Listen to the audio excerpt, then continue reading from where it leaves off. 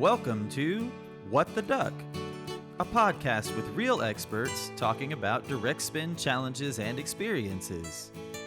And now, here's your host, SourceDay's very own manufacturing maven, Sarah Scudder. Thanks for joining me for What the Duck, another supply chain podcast brought to you by SourceDay. I am your host, Sarah Scudder, and this is the podcast for people working in the direct materials part of supply chain. I'm at Sarah Scudder on LinkedIn and at S Scudder on Twitter. If you are new to the show, make sure to follow this podcast so you don't miss any of our direct material supply chain content. Today is special because we actually have two guests on the show.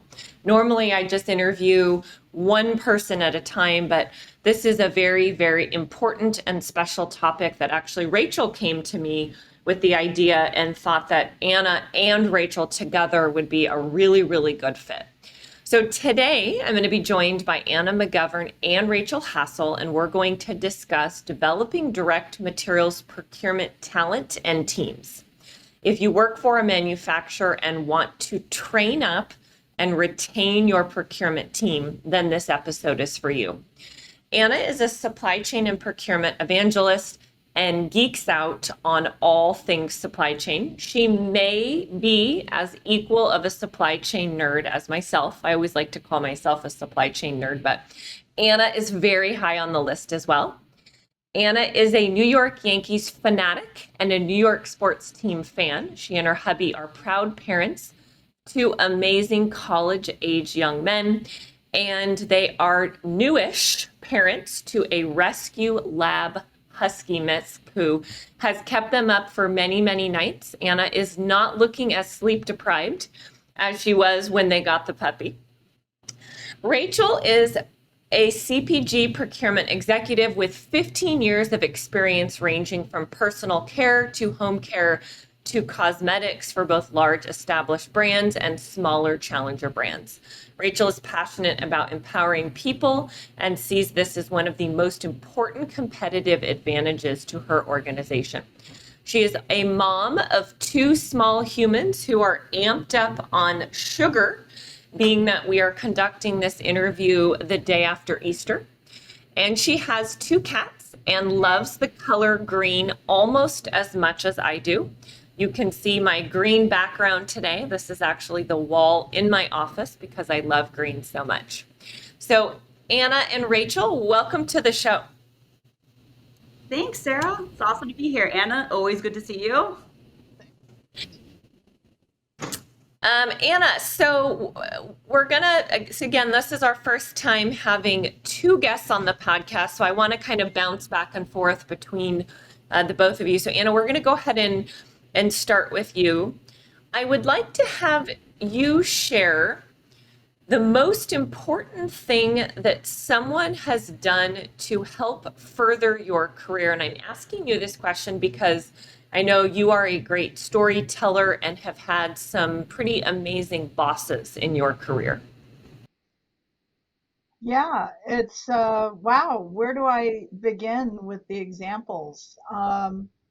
Let me go back to the beginning of my procurement journey, which official procurement journey started while I was with Unilever. And I had spent about 6 years in supply chain planning in laundry and skincare and other personal care categories, and doing project management such as installing ERPs, implementing integration around SAP and things of that nature.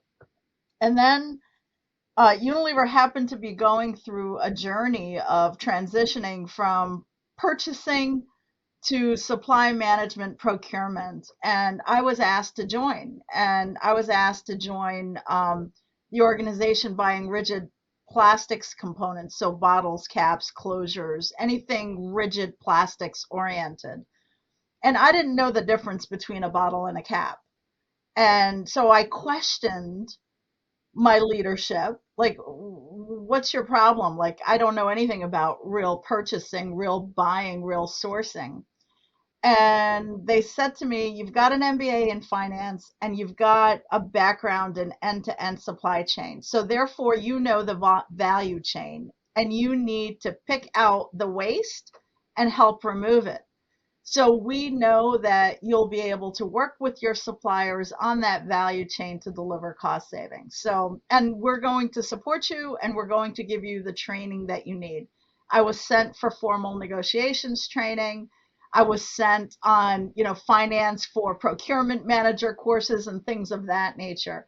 It was probably one of the most impactful career moves I've ever made. I took a chance. I believed in my leadership who believed in my potential, and I haven't looked back. So, and my entire career, I've been bouncing back between procurement and extracting value out of the supply base and the end-to-end planning function, which is planning and make, manufacturing and deliver. And so I'll stop with that. So, Anna, you worked for a very, very, what I would consider large and mature organization. A lot of our listeners are working for small and mid-sized manufacturers and don't necessarily have resources that have solid internal training programs or processes, or maybe don't have the resources to send team members or send themselves to expensive training programs. What advice would you have for people that would like to get more training but have a very, very small and limited budget? Yeah. So that's a great question, Sarah, because after leaving this wonderfully large organization, by design, I went to go to a very smallish organization that didn't have the resources in the budget. And I was recruited to essentially create a strategic sourcing function. So I was the CPO for a beauty manufacturer who created sampling solutions. And that's exactly what we had. We had a bunch of really good people that knew how to create transactions. It wasn't any kind of strategic sourcing. So there are a number of ways to leverage not having a budget. Okay, there's a ton of training that's available online free of charge, things like Coursera as an example. So as long as you're not looking to get a certificate program, there are a ton of programs that you can sign up for free. The other thing is, and not to put a plug in for my own business, but really there are practitioners out there. There are practitioners out there that are highly experienced, okay? And you can bring them in for much more reasonable rates versus hiring the big four, let's say, who can create bespoke, customized training programs to meet your needs. For example, I do that for my mid-sized clients all the time. So there are independent contractors who are highly experienced that you can tap into. And this is where networking comes in, right? And then there's always, going to ISM conferences, going to SIG conferences and so on. There are lots and lots of opportunities to give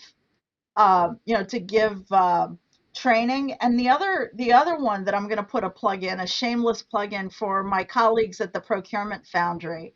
I know that Rachel and I are both members. Sarah, you know them very, very well. It was the origin of our relationship when you were presenting on the sales side. The Procurement Foundry is a community of shared best practices by practitioners for practitioners. So this is a community that was created to be able to leverage. And honestly, when I was part of Arcade Beauty and I had left Unilever, I didn't have the access, I didn't have the budget, I didn't have the resources. So I would get on, to the Slack community, and now we've got our own community, but I would get on there and I'd say, hey, I've never run, a software RFP before. Who could help me out?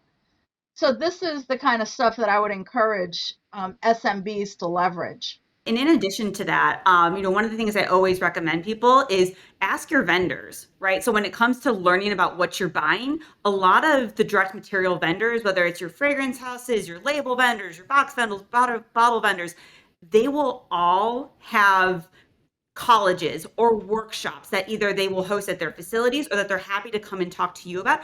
Ask your vendors. There's nothing more important than really understanding what you're buying. So that's a great way, not to get overarching procurement knowledge, but to really understand what you're buying. Many vendors have this. So reach out to your vendors. That's a big one. LinkedIn Learning, right? They actually have a ton of great courses, and there are business accounts, right? I've never used it as a business account. I have my own personal LinkedIn Learning account, but they're not that expensive. And so reaching out and looking if there's anything applicable to your group, that's a great way to look into this. And then really the final thing, when you're talking about documentation and creating your own training, I know a lot of smaller groups don't really focus on that, and putting it onto one person can be a lot, right? If you look at, and I know probably we'll talk about personal development and plans and things like that, but adding to your group a singular task, each cycle to document a process, a procedure, right? How to update that. That's a great way for you to update this kind of on an ongoing basis. And it's a great learning for those people. There's nothing like having to actually document a process.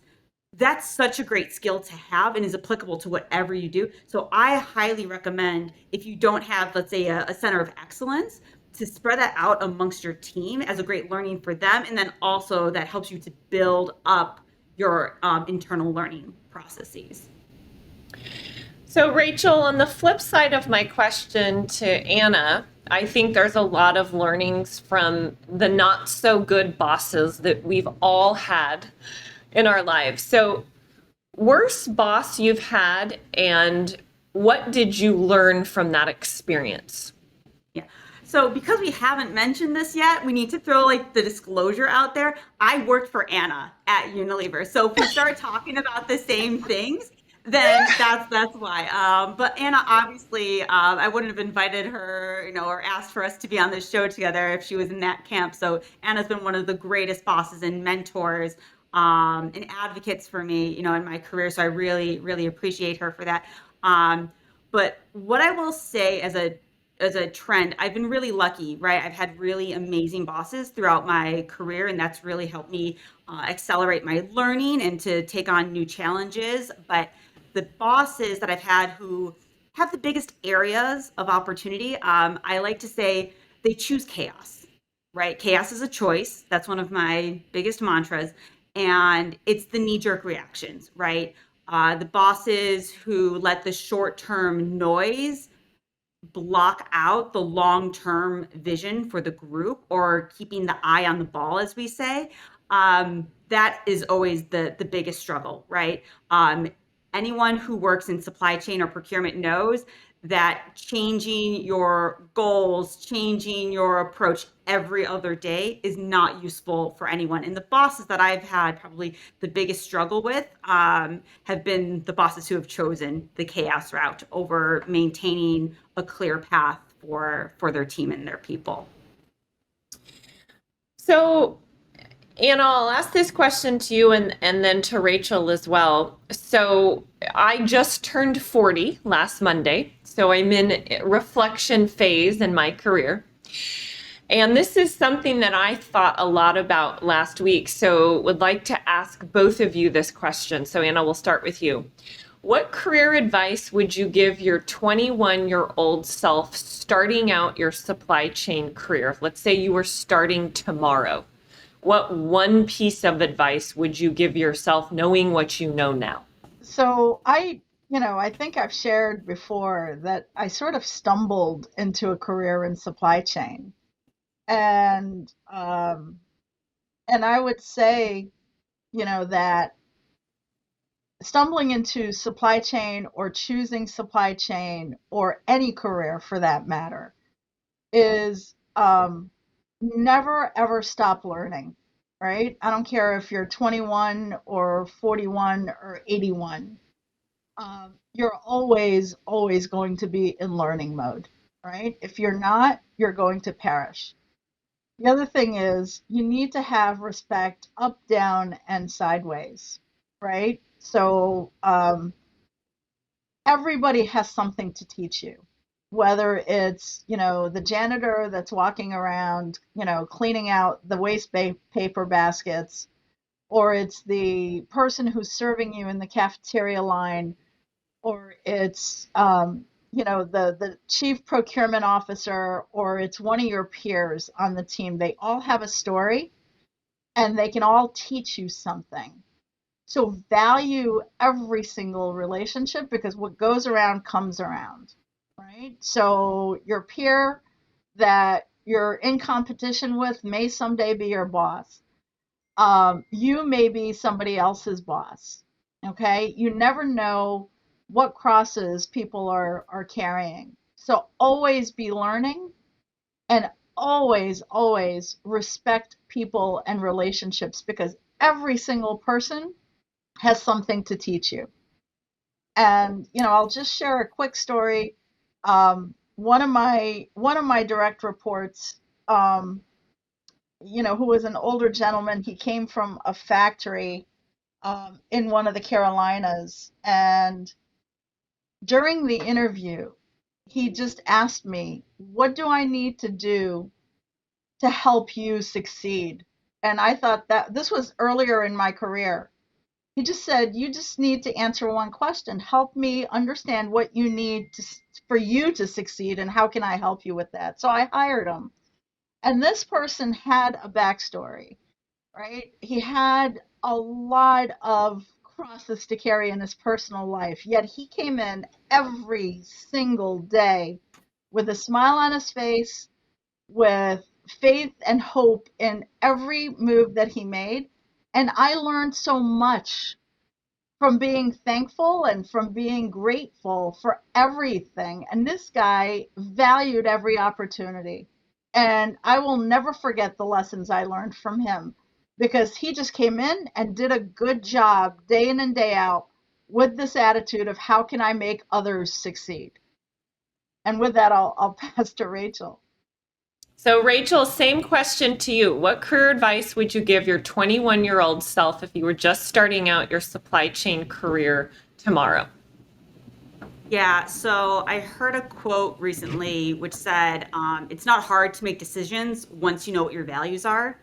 So define what your values are, and build your brand, right? You as an individual, you are a brand leader of yourself, right? And so clearly defining your brand, or your values, which at 21, it's a journey, right? But make sure that you're starting to really clarify your values, and then how that translates into you as a supply chain professional. That is probably the most important thing. There's lots of paths to go down, and it's not hard making the decisions once you really understand what your values are, and then what roles will help you to stay to that, and the companies as well that will help you to stay to that. The other thing is network, and network now, right? Building what Anna said, you will go so much further when you're able to be the person that someone wants to call to help solve a problem. And then you can pick up the phone and call someone else to actually help you do that, right? So networking, I wish back when I was 21, I was always very social and made great friends, but I never thought of it as a networking, as a tool to help my development. And I wish I had treated more interactions, especially externally and internally with senior stakeholders, as networking opportunities. And so clarifying your values, you're building your brand, and networking, those would be the three things that I would tell my 21-year-old self to start doing right away. And Rachel, to go along with that, one of my biggest pet peeves is when I don't hear from somebody for 2 or 3 years, and then they reach out because they want help finding a job. And my first thing that I tell them is, while I'm happy to be a resource and support and help you, it would have been much more advantageous for you to stay in touch with me throughout the past 3 years versus randomly reaching out to me out of the blue and asking for something. So really think about nurturing and maintaining relationships ongoing and not only reaching out to somebody when you need something. Sarah, 100%. And, I think over the course of the last few months here, right, I've put time in my calendar every day, 30 minutes for networking, right? It's 30 minutes and it's not a long, intensive process, but it's reaching out to people, right? And making a plan. Because it's not, if you just do it ad hoc, as you said, Sarah, you're not doing it appropriately. And then you're going to be reaching out to people, cold calling them, basically, right? So, even if you can't do 30 minutes a day, if it's 1 hour on your Friday afternoon when it's quiet, right? But dedicating time and treating this as a part of your own personal development, that's super critical. If I can jump in just to build on that, it's extremely important. For years, I've always made it a practice to reach out to 3 people every week. And this is, I've never been without a job, right? So it's not about job hunting or job search. Every week, just reach out to 3 people just to stay in touch, right? And just make it a habit, just like you brush your teeth and you get dressed in the morning. Make it part of your routine. And I would also add on to that, not only maintaining relationships, but creating new ones. So I moved to Austin about a year and a half ago and knew absolutely nobody. I packed up my life into 2 suitcases, moved on a Sunday, started a new job on a Monday. And so I've set a goal to meet with 1 new person every single week because I'm in a new community, I'm in a new state. So not only maintaining existing relationships, but think about how you're going to expand your network and meet new people as well. So there's a couple buckets of topics that I want to make sure that we cover in this talent conversation today. So Anna, the first bucket I'd like to address with you is spotting talent, which I think is one of the most important skill sets of a leader, is being able to find and identify the future leaders or the people that have the right skills and abilities to be able to be coachable and trainable to move up to that next step in their career. So what key things should people be looking for in direct materials talent? And then maybe you could also talk about if there's any unexpected talent pools where maybe there's places that we should be looking for within manufacturing and within the direct materials procurement, for instance, like other departments or things that you've seen that maybe attract people with the right skill sets. Absolutely. So, one of them is here right now. So Rachel, comes to us from R&D. She was a packaging engineer, right? So, the interesting thing about what makes great talent, you can teach someone something every single day. Procurement is teachable, to teach how to negotiate. What you can't teach are values. You can't teach integrity. You can't teach relationships. You can frame it out, but generally, what I would be looking for is I'm looking for that analytical mind, right? So somebody who comes from finance, somebody who's got a technical background, like comes from R&D and knows the commodities that they're buying, the portfolio that they're buying. So if you want to bring somebody into buying, buying packaging, let's say plastics, rigid packaging, somebody like Rachel was trained in that in her education. She worked in packaging development, so she knows the value drivers, right? She knows the value drivers. She knows where to take out waste. She knows that I can add this additive agent to make it more rigid so that I can take out, weight in the resin, so less grammage, but add an additive.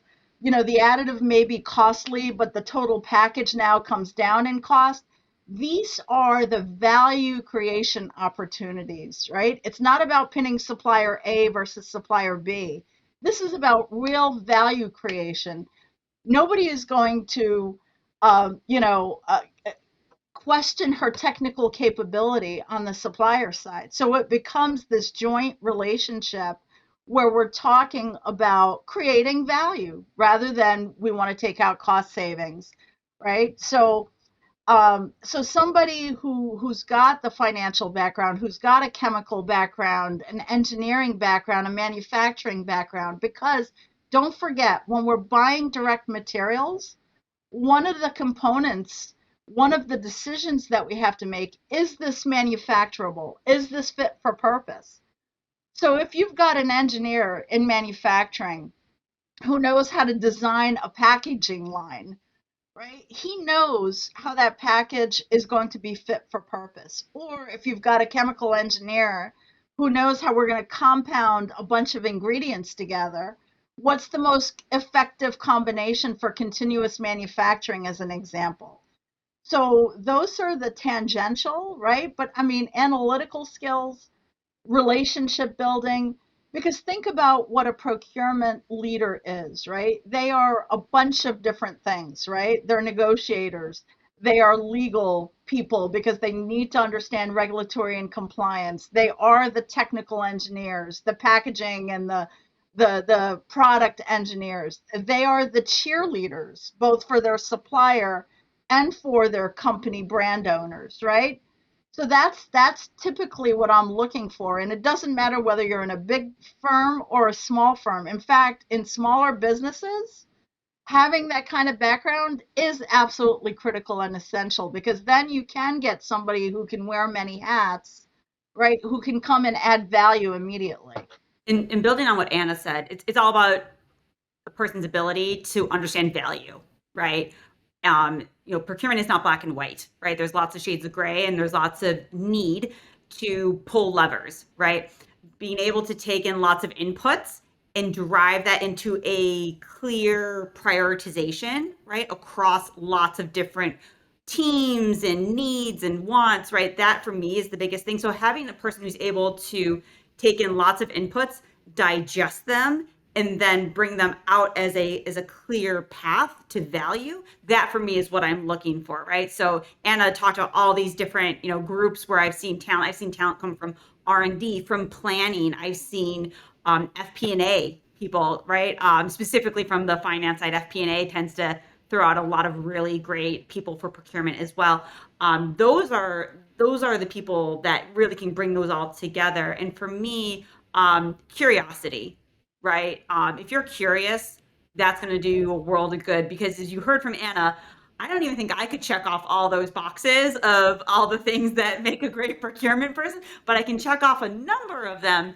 And I know how to be curious to bring in the right people to support the areas that I don't know inside and out. So that curiosity is really important, because you'll be able to better understand what value really means to your organization. Because quite often, especially if you're in a smaller organization, value will not be super clear, right? There might be a cost savings target or a gross margin target. And then when you're able to actually quantify what a reduced lead time, a smaller MOQ will mean, right? That's where you start driving the true value, right? Mm-hmm. That's an important point. I just want to quickly highlight that Rachel pointed to, which is, if I don't know, I know where to get the answer. That is hugely critical. I always said that that's my secret sauce. That is my superpower.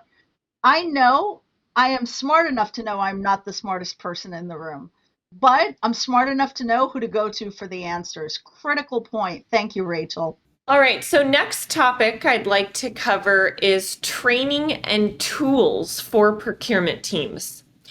So, Rachel, what are top tips for onboarding new members of a direct materials procurement team?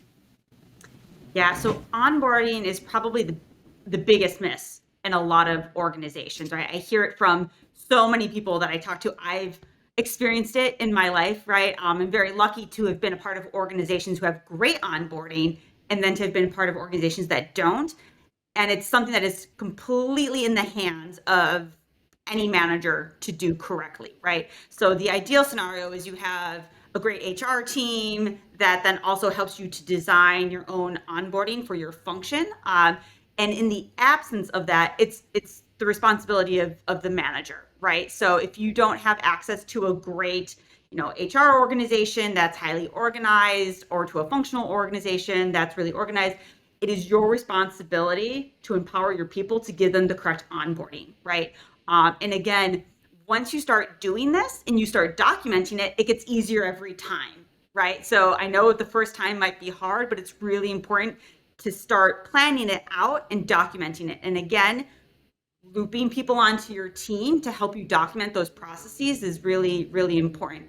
But what I have found personally is that onboarding with systems and tools is probably the easiest thing to do and is most often overlooked, right? The amount of time that people take looking for stuff, or looking for people's names, or how to best utilize a tool that they maybe haven't used before, a different ERP system or version of an ERP system. The wasted time is astronomical. So I find that buddying people up with more senior people within your team is a really good way to truly get them ingrained in the process. Now, in a virtual world, it is more difficult. I think we've all seen that over the past couple of years. But there are ways and channels. So if you have a Slack system, to be able to increase communication, but really giving that hyper 2-week onboarding with following people along and shadowing, I find that that's really great if you don't have a team to support a more organized onboarding process. So for me, that's critical. Anna, what about for small companies that don't have large established HR departments and maybe don't have formal onboarding programs? We're talking about procurement teams that probably have 5 people or less on them. What advice do you have for onboarding when there is little to no budget? How do you use and leverage the resources that you do have? So that was definitely the case for me in the last 2 companies where I worked, where I had 0 budget. So I had to create, essentially onboarding and training from scratch. And the most important thing is learning by doing, management by walkabout, right? So spending time. So what are you buying, right? So let's understand, what is the scope? What are you buying? What are you responsible for? Who's impacted by it? So then touching all of those areas that are impacted by what you're buying, spending time shadowing, as Rachel explained. How do you shadow so that you're learning the ins and outs of what that person is doing, which is going to inform where you create value by buying something, right? Even if you're buying, cardboard, right? Understanding the spec, brown boxes that you're going to pack stuff in. Understand in the warehouse what some of the constraints are.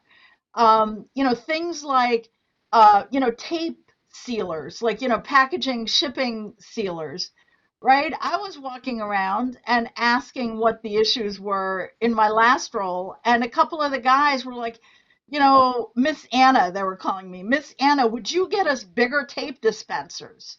I'm like, why? Well, they showed me why they were broken, right? So I asked my procurement team, hey, buy bigger, tape dispensers. So that's the first thing, is make sure that you're creating that shadowing exercise so that what you're buying, understand who it's impacting. And then back to what Rachel said before, leveraging the suppliers.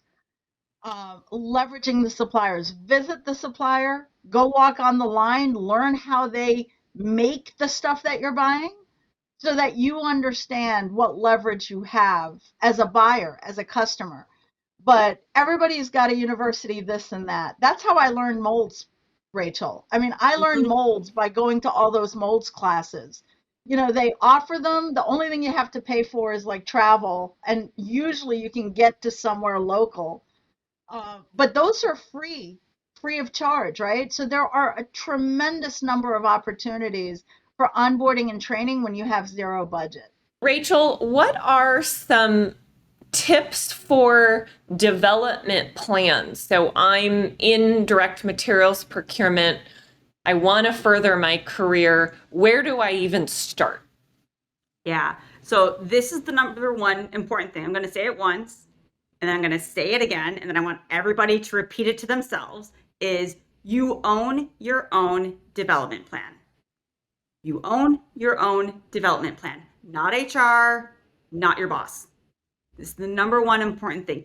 Hopefully you're in an organization that supports you and that, you have people that can help you to define that. But at the end of the day, you're responsible for your own development. So you need to hold on to that. And this goes back to, creating your values and understanding that, but it's really for you to own. So the most important thing that I would recommend to individuals, let's talk to you as like an individual, is do your own little mini risk assessment, right? Ask people who you trust. If you trust your boss, trust your peers, a mentor, an advocate, right?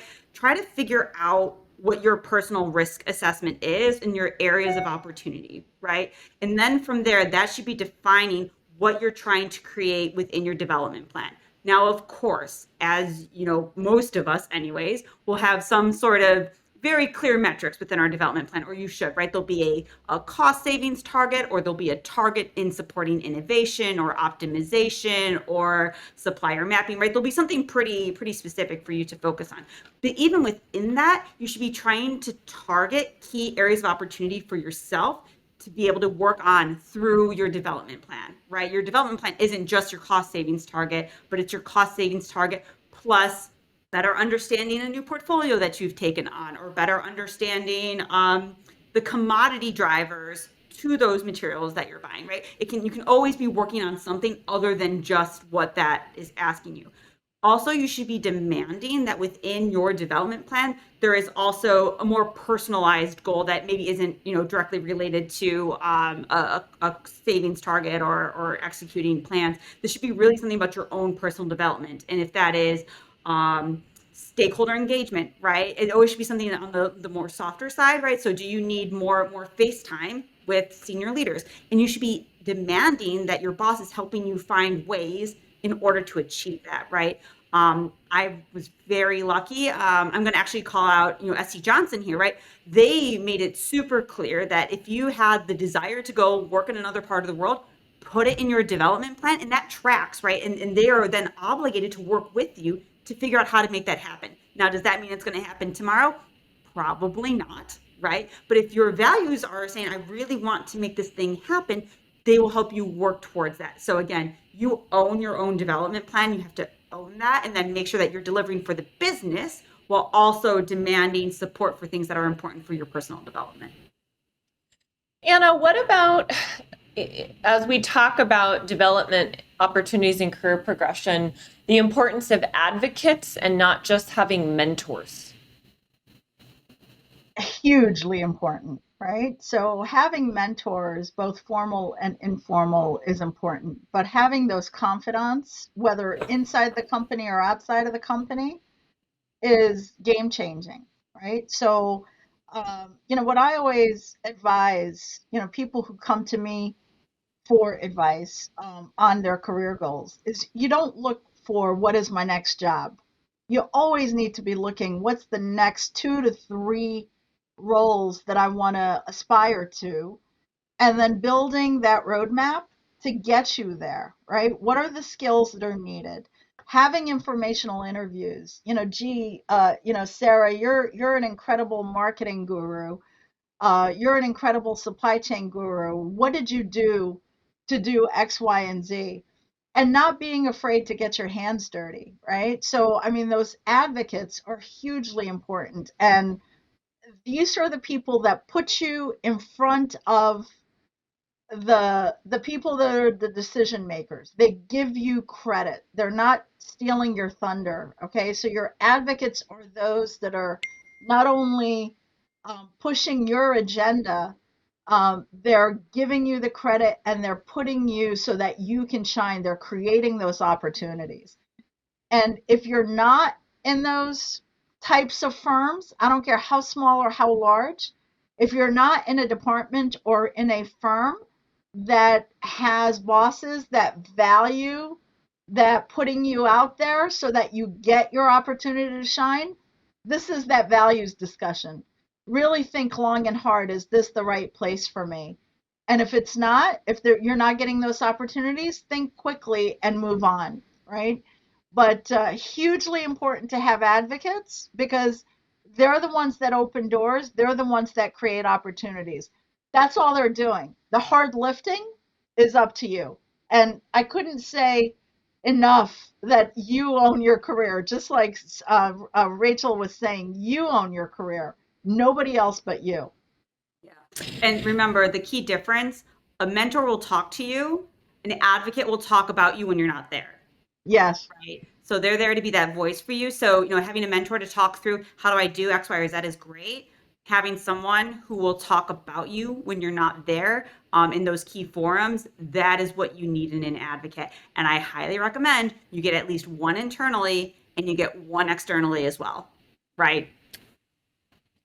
So, Rachel, the other topic that I want to make sure we cover today is supporting your teams and talent. Procurement and supply chain is a tough place to be right now. There is lots of craziness, lots of uncertainty, lots of stress. I know people personally that have hit a breaking point and have had to take time, step away from their careers because they've just become too overwhelmed and too stressed out. How do you support, protect, and enable your teams as a boss or a leader in times like this? Yeah, so I'll put it into three buckets. So one is limiting those knee-jerk reactions, right? It's very easy to do when things are stressful to knee-jerk and to try to say, go off and do this, go off and do that, right? Trying to create a stability for the team, even though there is turbulence, right? That for me is one of the most important things as a boss. So sometimes that might mean to shield your team slightly, but more often than not, it's making sure that requests and communications are highly prioritized and fit into the longer term strategy, right? That for me is thing number one.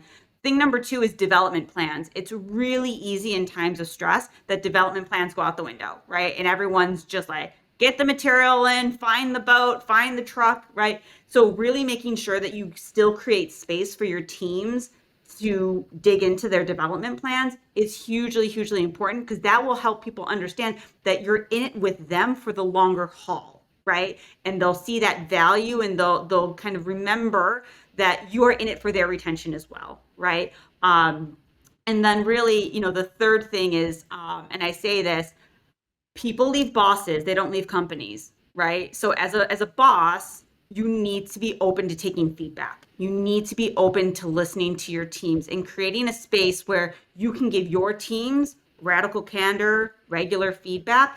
Make sure that your teams are also empowered and understand that you are looking for and you are wanting them to give you radical candor and feedback. And that will just create a much better environment and ecosystem for you to retain that talent and for them to feel supported and also to support yourself as a leader, right? It's not just hard for your people. I know it's hard for leaders as well. So ensuring that you have that system of feedback is really super critical.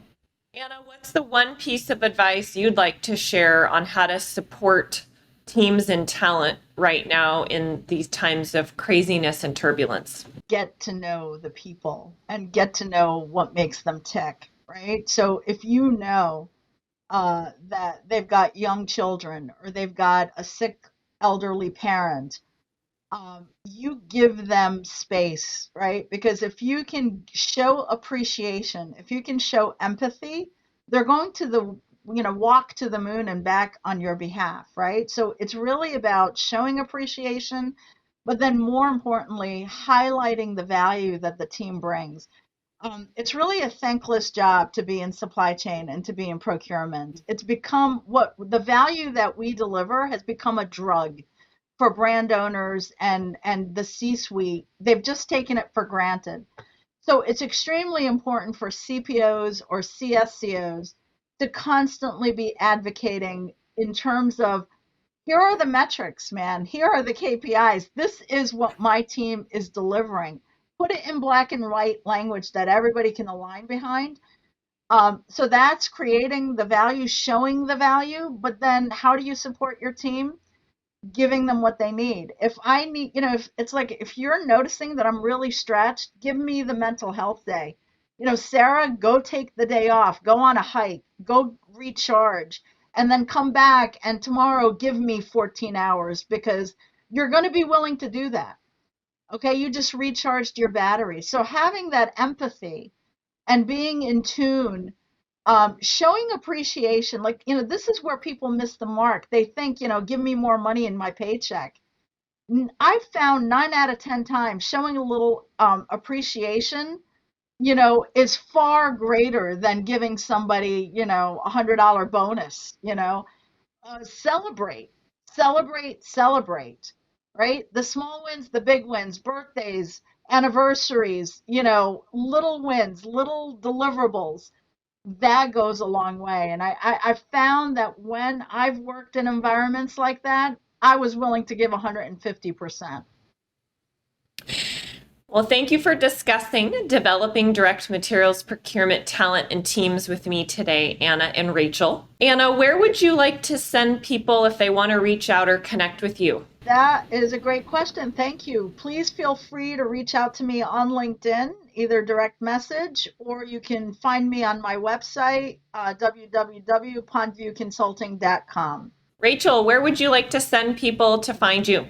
LinkedIn. And also I want to put a plug in, if you haven't listened to Anna's previous episode or my previous episode, find us both there as well. And I can't remember, what was your topic again, Anna, that you spoke? Value stream mapping. Value stream mapping, right? And mine was on enabling your vendor base, right? So find me there and find me on LinkedIn. If you missed anything, you can check out our show notes. You can find us by typing in What the Duck, another supply chain podcast in Google. To have optimal search results, make sure to add another supply chain podcast at the end of your search.